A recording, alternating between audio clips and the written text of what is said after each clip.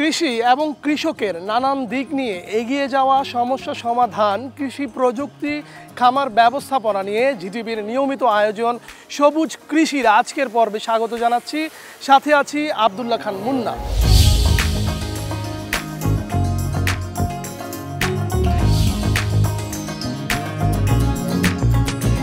দর্শক, অবস্থান করছি রাজধানীর শেরেবাংলা নগরে অবস্থিত শেরেবাংলা কৃষি বিশ্ববিদ্যালয়।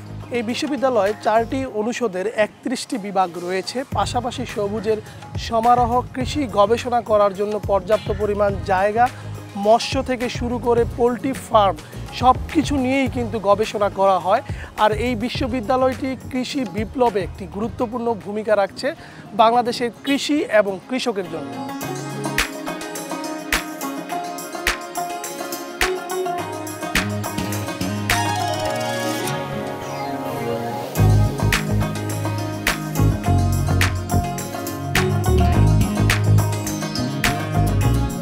শেরেবাংলা কৃষি বিশ্ববিদ্যালয় 11ই ডিসেম্বর 1938 সালে দি বেঙ্গল এগ্রিকালচারাল ইনস্টিটিউট নামে প্রতিষ্ঠিত হয়। তৎকালীন অবিভক্ত বাংলার মুখ্যমন্ত্রী শেরেবাংলা একে ফজলুল হক এই বিশ্ববিদ্যালয়টি প্রতিষ্ঠিত করেন। প্রতিষ্ঠানটি তৎকালীন অবিভক্ত বাংলার একমাত্র কৃষি গবেষণা প্রতিষ্ঠান হিসেবে সুপরিচিত ছিল। পরবর্তীতে 1947 সালে এটি পূর্ব পাকিস্তান এগ্রিকালচারাল ইনস্টিটিউট হিসেবে নামকরণ করা হয়। কিন্তু 1971 সালে বাংলাদেশ স্বাধীন হওয়ার পর এই ইনস্টিটিউটটির নাম বাংলাদেশ কৃষি ইনস্টিটিউট হিসেবে নামকরণ করা হয়। শিক্ষা, গবেষণা ও সম্প্রসারণ স্লোগানকে সামনে রেখে 2001 সালে বাংলাদেশ কৃষি ইনস্টিটিউট শেরেবাংলা কৃষি বিশ্ববিদ্যালয় হিসেবে প্রতিষ্ঠিত হয়।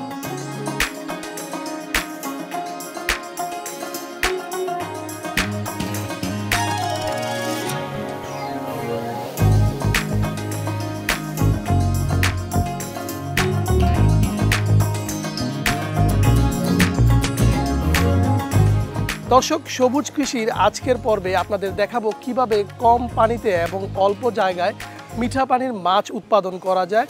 বিশ্বের সবচেয়ে জনপ্রিয় পদ্ধতি রিসার্কুলেটিং একুয়াকালচার সিস্টেম, RAS পদ্ধতি। আর এই পদ্ধতি সম্পর্কে জানতে এবং আপনাদের জানাতে আমাদের সাথে উপস্থিত হয়েছেন শেরেবাংলা কৃষি বিশ্ববিদ্যালয়ের ডিপার্টমেন্ট অফ একুয়াকালচারের অধ্যাপক জনাব AM শাহাবুদ্দিন স্যার। স্যার, আসসালামু আলাইকুম, কেমন আছেন? আসসালাম, ভালো আছেন? জি স্যার, ভালো আছি। আপনাদেরকে আমাদের RAS প্রকল্পে স্বাগতম। চলেন আমরা ভিতরে গিয়ে দেখি আমরা কিভাবে চাষ করছি। স্যার, এই RAS পদ্ধতিটি বাংলাদেশে কবে থেকে প্রচলন শুরু হলো?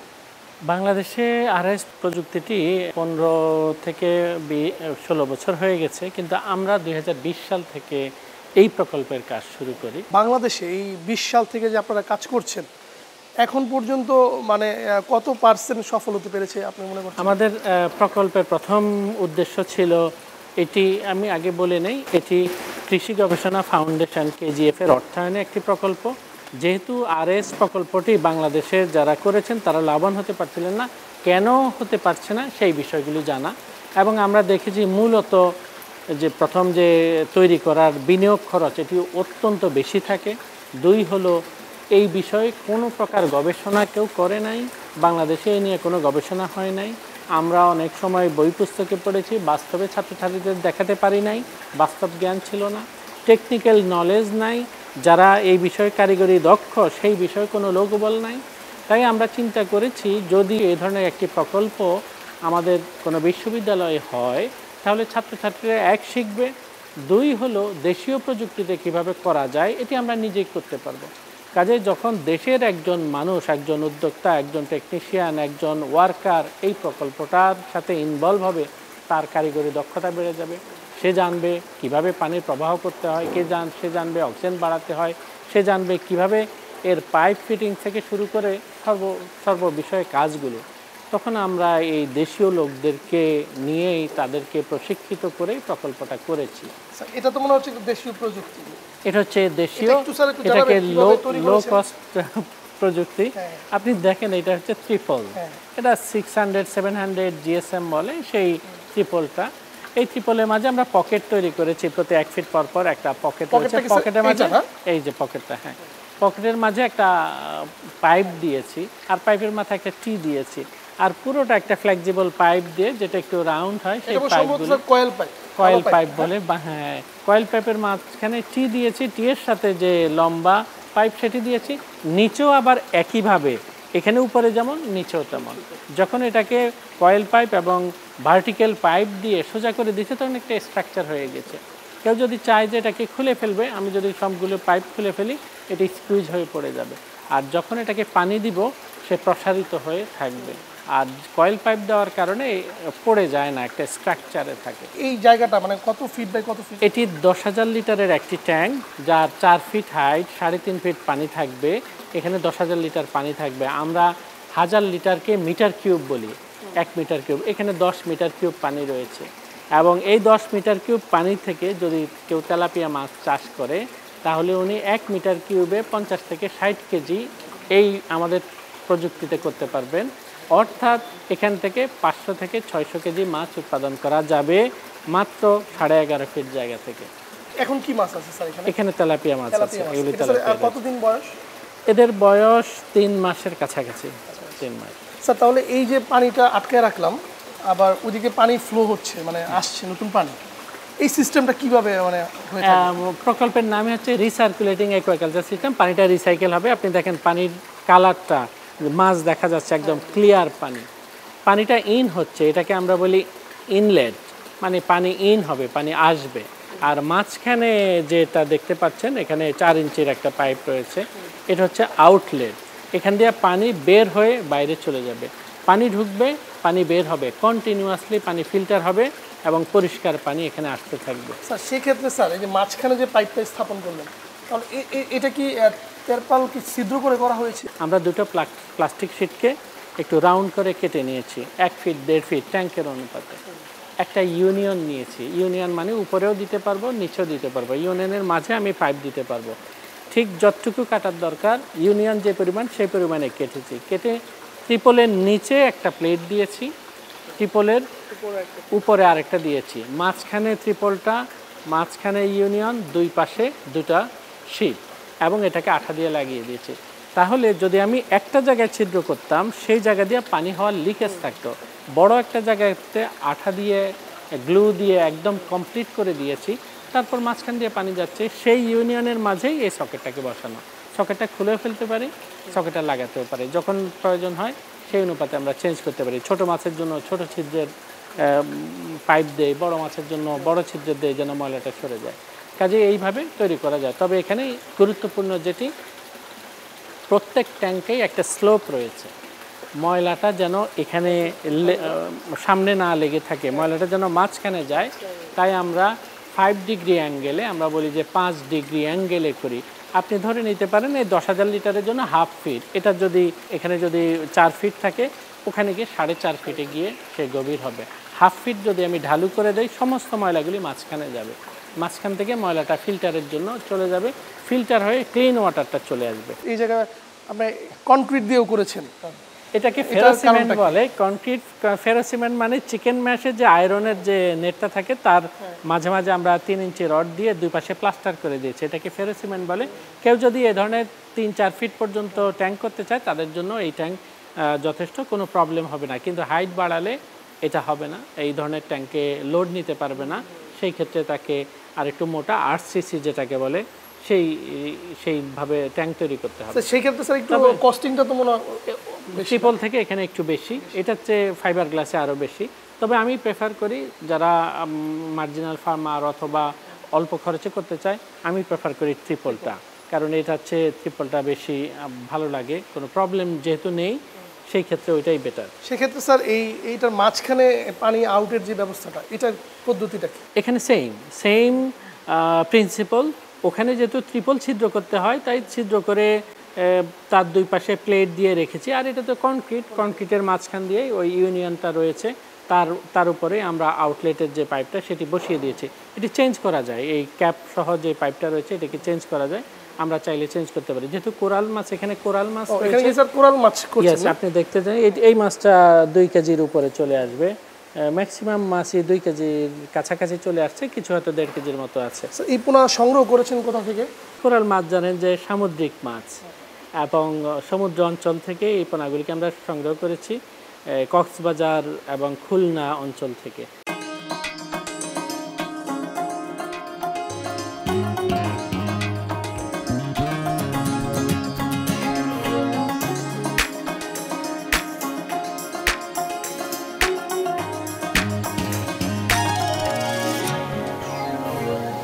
দর্শক, আপনারা দেখছেন যে সমুদ্রের একটি কোরাল মাছ যেটি RAS পদ্ধতিতে চাষাবাদ করছেন আমাদের শেরেবাংলা কৃষি বিশ্ববিদ্যালয়ের একজন জনপ্রিয় শিক্ষক AM শাহাবুদ্দিন স্যার।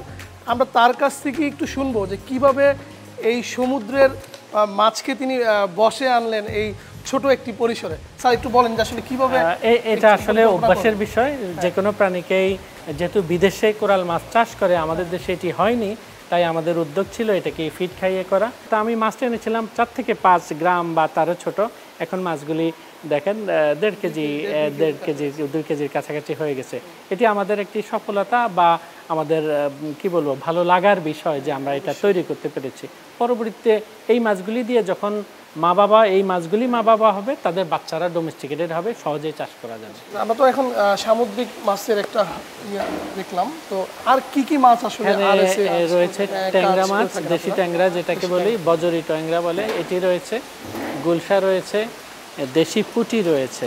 একসাথেই? না, এখানে দেশি ট্যাংরা, প্রত্যেকটা আলাদা ট্যাঙ্কে। দেশি ট্যাংরা, গুলশা, ছোট ছোট সরপুঁটি, নদীর যে সরপুঁটিটা সেটি রয়েছে, তেলাপিয়া রয়েছে, কোরাল রয়েছে, আরেকটা ওই পাশে রয়েছে ইল বলি আমরা, কুচিয়া যেটাকে বলি, সেটি রয়েছে, যেটি এক্সপোর্ট আইটেমের জন্য একটা গুরুত্বপূর্ণ আইটেম আমাদের দেশের জন্য, লাইভ এক্সপোর্ট হয় সেটি।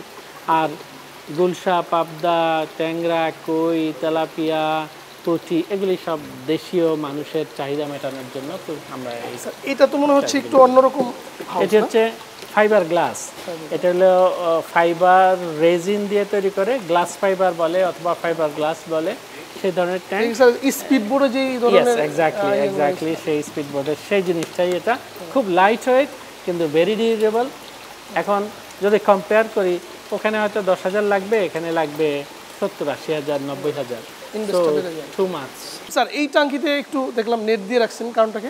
এখানে কার্পিও মাছ রয়েছে। এগুলো হলো কমন কার্প, যেটি আমরা সিপ্রিনাস কার্পিও বা কমন কার্পিও বা জাপানি কার্প বলে অনেকে, এটি সেই কার্প। আর এখানে রয়েছে দেশি পুঁটি, সরপুঁটি যেটাকে বলে। নদীতে আগে খালে বিলে বসি দিলে কিছু সরপুঁটি উঠতো, এটি সেই সরপুঁটি, দেশি সরপুঁটি।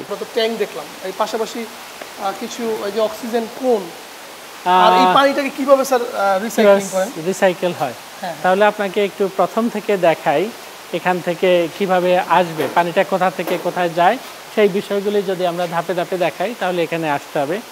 এই জায়গায় পানির পাইপগুলি রয়েছে, এই পাইপগুলি থেকে পানি প্রথম, এটাকে আমরা বলি ভর্টেক্স ফিল্টার। ভর্টেক্স কিছুই না, ভর্টেক্স মানে সে ঘূর্ণন করবে, ঘূর্ণনের মতো হবে। এই পানিটা এখানে এসে পানিটা ঘুরতে থাকে, ঘুরে যখন নিচে বড় ময়লাগুলি, ভারী ময়লাগুলি নিচে জমা হয়, নিচে কোন আকার তৈরি করা ফানেলের মতো, এবং তার বাইরে একটা সলিনয়েড ভালভ দেওয়া আছে, টাইমার সেট করা আছে। সেই টাইমারের মাধ্যমে ভারী ময়লাটাকে সে ফ্ল্যাশ করে বের করে দেয়, আর মূল পানিটা আবার দ্বিতীয় ভর্টেক্সে আসে। একই কাজ হয়, দুটো মিলেই একটাই ভালভ। এখান থেকে পানিটা চলে আসে এই মেকানিক্যাল ফিল্টার, এটাকে আমরা বলি মেকানিক্যাল ফিল্টার বা ড্রাম ফিল্টার। এখানে এই ড্রামটা ঘুরছে, এই ড্রামটা ঘুরে ময়লাটাকে ছেঁকে ভালো পানিটাকে বের করে দিচ্ছে। এটি আমাদের দেশীয় প্রযুক্তিতে, দেশেই তৈরি করা। এই পদ্ধতিতে মাছ চাষে মাছের রোগবালাইটা কেমন হয়? এটি গুরুত্বপূর্ণ প্রশ্ন। যত বেশি নিবিড়তা, তত বেশি রোগ হওয়ার সম্ভাবনা থাকে। আর রোগ যেন না হয়, রোগটাকে কিল করার জন্য এই জন্য ইউভি ল্যাম্প দেওয়ার উদ্দেশ্য হচ্ছে, রোগ হতেই পারে, রোগ আসবে, সেটা যেন স্প্রেড হতে না পারে, তাকে কিল করে কমায় রাখে, তখন রোগটা কম হয়।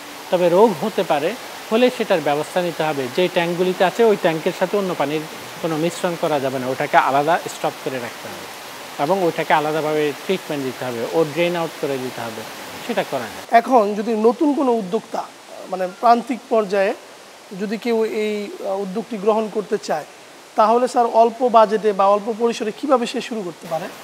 আমাদের আরেকটা মডেল রয়েছে, এটি হচ্ছে 2টা ট্যাঙ্ক, একটা ফিল্টার সিস্টেম। আপনি যদি চান আমাদের বাইরে রয়েছে, ওই প্রজেক্টে বা ওই মডেলে সে করবে।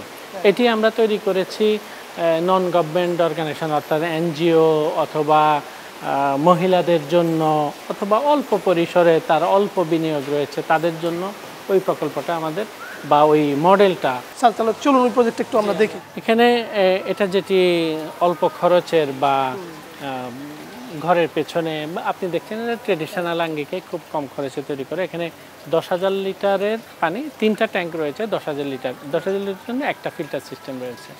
তো এইভাবে 5,000 2টা ট্যাঙ্কে 10,000 হতে পারে, অথবা 10,000 20,000-এর একটা সিস্টেম হতে পারে এই প্রযুক্তিতে। সেটি ঘরের পিছনে 30 ফিট জায়গায় এটা সম্ভব। আর এই ধরনের জায়গার জন্য হয়তো 15 থেকে 18 ফিট জায়গার মাঝেই করতে পারবে। তবে একটু শেড দিয়ে নিলে, কিছু একটা দিয়ে শেড দিয়ে নিলে ভালো, কারণ বৃষ্টি, রোদ, বিভিন্ন প্রবলেম হয় আমাদের দেশে, সেটির থেকে এই ধরনের প্রকল্পটা। তবে এখানে সব মাছ করা যাবে না। আমরা সাধারণত উপদেশ দেই যে যেন নিউট্রিশনাল সিকিউরিটি হয়, খুব সুস্বাদু মাছ হয়, তেলাপিয়া, কই, এই মাছগুলি যেন করে। পদ্ধতি তো সেম, ইন্ডাস্ট্রিয়াল যে পদ্ধতি বা ওখানে হলো একটু মেশিনারিজ বা ফিল্টার সিস্টেমটা আরো আধুনিক। এখানে সেটাকে স্কুইজ করে একটা সিঙ্গেল ফিল্টারে নিয়ে আসা এক্ষেত্রে এখানে খরচ কত পড়তে পারে? এটা অল্প খরচে। যদি সোলার দেয়, সোলারের জন্য আলাদা একটা খরচ আছে। সোলারের বিশেষ করে ব্যাটারি, ইনভার্টার, প্যানেল, তার জন্যই দেখা যায় যে একটা 40% খরচ চলে যায়। আর টোটাল খরচ 2 থেকে 2.5 লাখ হবে, এর মাঝে 40% সোলারে চলে যাবে। লাভবান হতে সময় লাগতে পারে কেমন?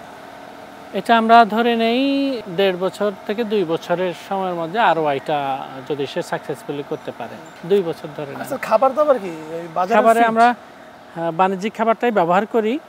তবে কেউ যদি এটা মাছ চাষের ক্ষেত্রে বড় একটি প্রতিবন্ধকতা অথবা বড় একটি খরচের খাত হচ্ছে খাবারের খরচ, কেউ যদি বড় আঙ্গিকে মাছ চাষ করে, আমরা তাদেরকে সাজেস্ট করি যে নিজেদের খাবার নিজেরা যেন তৈরি করে, অন্তত মাছটা যখন বড় হয়ে যাচ্ছে ওই সময়ের খাবারটা, তাহলে খাবার খরচটা কমে আসবে, মাছ চাষের খরচও কমে আসবে। একটা বিষয় হচ্ছে একটা ট্যাঙ্কিতে স্যার একই প্রজাতির মাছ থাকে নাকি কয়েকটা প্রজাতি মিলে করা হয়? আরএস বা নিবিড় পদ্ধতিতে মাছ চাষের শর্তই হচ্ছে যে ট্যাঙ্কে যা থাকবে এক ধরনের মাছ থাকবে। তবে একই ধরনের মাছ যদি, যেমন অনেক সময় আমরা তেলাপিয়া অথবা কার্প কিছু মিক্স করে দিতে পারি, একই স্বভাবের মাছকে কিছুটা মিক্স করা যায়। তবে এটি আমরা সাজেস্ট করি না, যেই ট্যাঙ্কে যেই মাছ থাকবে সেটি থাকবে। কেউ তেলাপিয়া করলে 2টো ট্যাঙ্ক থাকবে, 2টো ট্যাঙ্কে তেলাপিয়া থাকবে, কিন্তু এর মাঝে কিছু মাছ বড় হবে, কিছু মাছ ছোট হয়ে যাবে। বড়গুলিকে এক জায়গায়, ছোটগুলিকে আরেক জায়গায়। তার মানে 2টো ট্যাঙ্ক না থাকলে এইভাবে করা সম্ভব নয়, সর্টিং করা যেটাকে বলে। দইয়ের ক্ষেত্রে একই অবস্থা। আপনারা এতক্ষণ দেখলেন আরএএস পদ্ধতিতে কিভাবে মাছ চাষ করা হয়, কী ধরনের প্রতিবন্ধকতা এবং কিভাবে শুরু করলে আপনি লাভবান হতে পারবেন, সেই বিষয়গুলো এতক্ষণ আপনাদেরকে জানাচ্ছিলাম।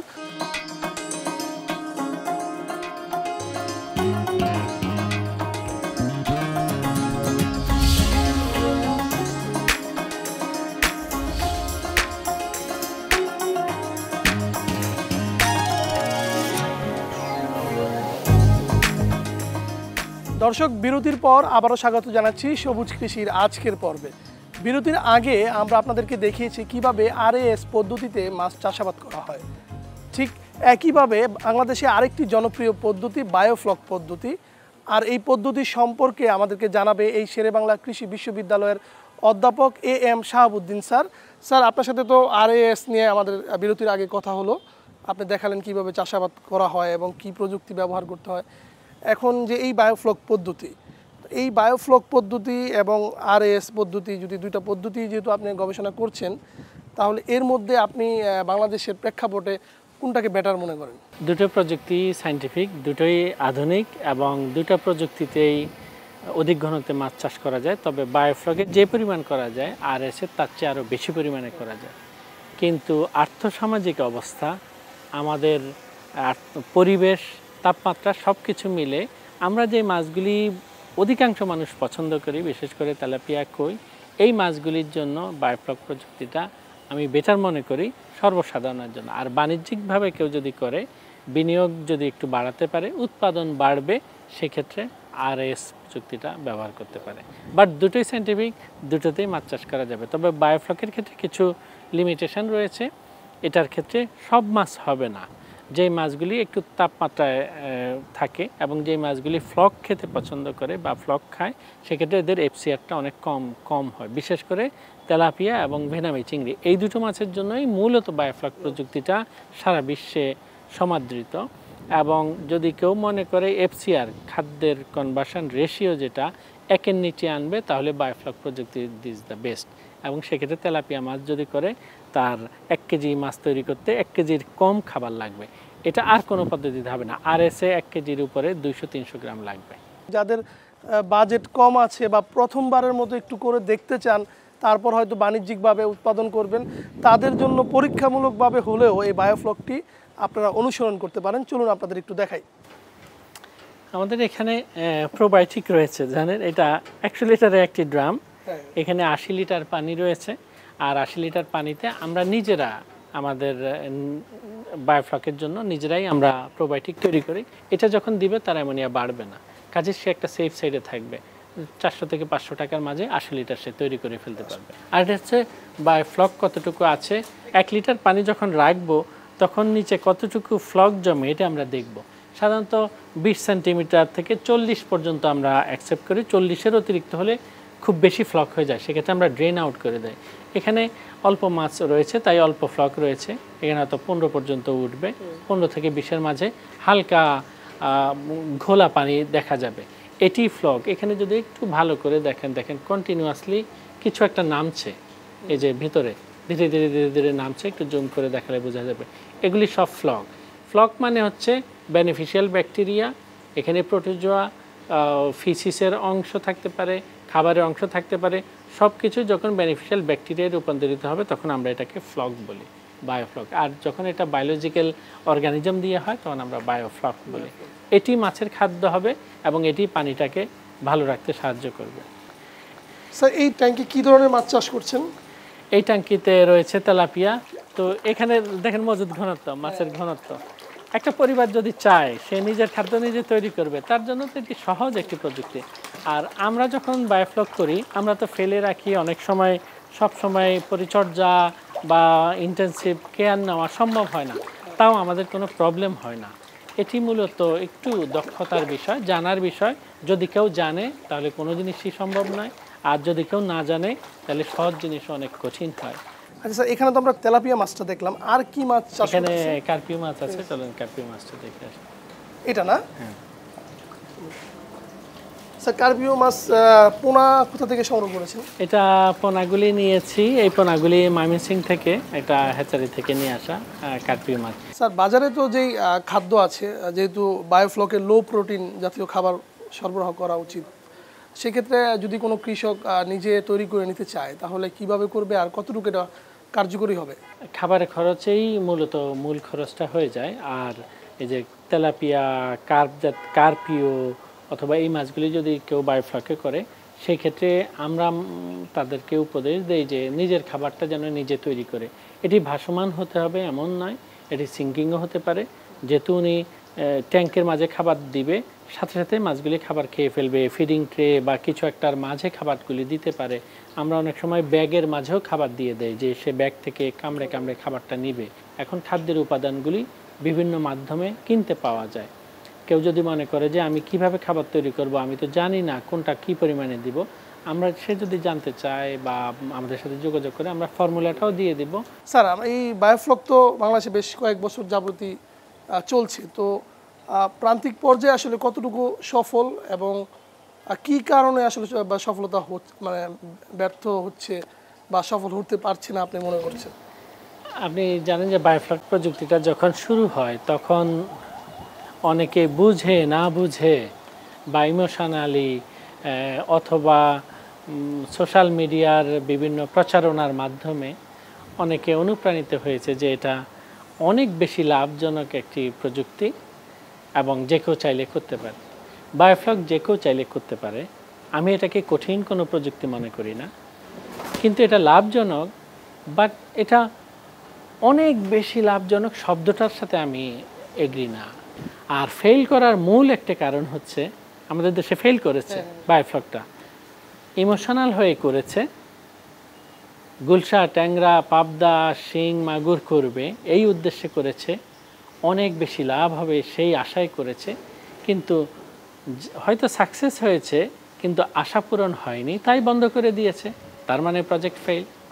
আর কেউ যদি সিম্পল আঙ্গিকে করতো, অল্প লাভের আশা করে করতো, তার জন্য কিন্তু এটা সাস্টেনেবল হতো। এবং বাড়ির আঙ্গিনায় একজন মহিলা আছেন, উনি অন্য কাজ করেন, ঘরের কাজ করেন, তার বাড়ির পেছনে যদি এ ধরনের একটা ট্যাঙ্ক হয়, একটা ছোট 200 ওয়াটের একটা প্যানেল হয়, 100 ওয়াটের একটা পাম্প চললো, সেটা দিয়ে তার যদি খাদ্য তৈরি হয়ে যায়, বাজার থেকে তো তার অতিরিক্ত টাকা খরচ করে মাছ কিনতে হবে না, তার পুকুর নাই, তার অন্য প্রোটিনের সোর্স নাই, তার ফিশ রয়েছে, তার বাচ্চারা সেটা খাবে, তারা স্কুলে যাবে, তারা শার্প হবে, ভালো রেজাল্ট করবে, এই দেশকে ভালো বুদ্ধি দিতে পারবে। কাজেই প্রোটিনের চাহিদা তো মেটানোর জন্য মাছ দরকার। মায়েরা যদি এটা করেন, মহিলারা যদি এটা করেন, যুবকরা যদি এই পদ্ধতিতে করেন, ওনার নিজের ঘরের খাবারটা উনি নিশ্চিত করুক, খাদ্য নিরাপত্তা, আমার ঘরের নিরাপত্তা আমি নিশ্চিত করব, এই উদ্দেশ্যে করলেও এই ছোট 10-15 হাজার 20 হাজার টাকা একটা প্রজেক্ট করা যায়। ধন্যবাদ আপনাকে। দর্শক, সবুজ কৃষির আজকের পর্বে আপনারা দেখলেন কিভাবে অল্প জায়গায় অল্প পানিতে মিঠা পানির মাছ চাষ করা যায়। সে বিষয়ে আমাকে আজকে সহায়তা করলেন শেরে বাংলা কৃষি বিশ্ববিদ্যালয়ের অধ্যাপক AM শাহাবুদ্দিন স্যার। পাশাপাশি তিনি জানালেন যে এই পদ্ধতি RAS এবং বায়োফ্লক পদ্ধতি বাংলাদেশে কতটুকু উপযোগী, কোনটা কোন জনগোষ্ঠী, কোন প্রান্তিক পর্যায়ে কোনটা বাণিজ্যিকভাবে চাষাবাদ করা যায়, সে বিষয়ে তিনি আমাদেরকে জানালেন। আজ এ পর্যন্তই সবুজ কৃষির আজকের পর্ব থেকে বিদায় নিচ্ছি। দেখা হবে নতুন কোনো পর্বে, নতুন কোনো জায়গায়, নতুন কোনো বিষয় নিয়ে। সে পর্যন্ত সুস্থ থাকবেন, ভালো থাকবেন। আর কৃষি বিষয়ে যে কোনো বিষয় জানতে এবং জানাতে আমাদের সাথে যোগাযোগ করবেন এই ঠিকানায়। সবুজ কৃষি, GTV 25 Segunbagicha, Dhaka 1000। Phone 83910215, mobile 019214000867, email sobujkrishi@gmail.com।